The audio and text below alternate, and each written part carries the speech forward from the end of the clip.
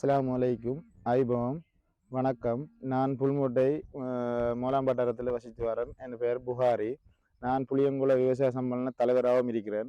தற்போது திரியா பிரதேசத்தில் உள்ள வயல் காணி இரு காணிகள் உண்டு. எனக்கு உண்டு, தாய்க்கும் உண்டு.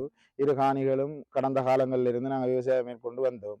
தற்போதைய நிலவு 2024 10ஆம் மாதம் 10ஆம் தேதி விதைப்புக்கு வந்த காலப்பகுதியில் இங்கே உள்ள பனாமுர திலக்க வம்சதேரரால் இடையூறு விளைவிச்சு மிஷினுக்கு மேலே டெக்டருக்கு மேலே ஏறி நின்று அவர் எங்களை உழவிடாமல் போலீஸுக்கு அறிவிச்சு போலீஸ் ஊடாக எங்களை தடுத்து வைத்திருக்கின்றார்.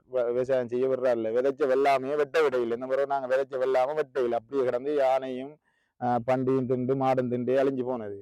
அதால தற்போது இந்த வெள்ளாமை சம்பந்தமாக நாங்கள் ஜனாதிபதி செயலகத்துக்கு கடிதம் அடிச்சு ஆளுநருக்கு அடிச்சு அவ்வளோ பேருக்கும் அடிச்சுக்கிறோம். கடிதம் அடித்த கடிதத்துக்கு அவ்வளோத்துக்கும் ரிப்ளை வந்து கொண்டு இருக்குது.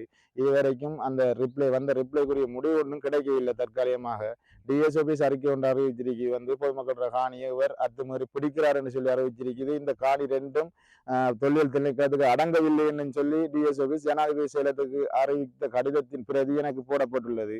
தற்போது இதுவரைக்கும் எந்த விதமான முடிவும் எடுக்கப்படவில்லை.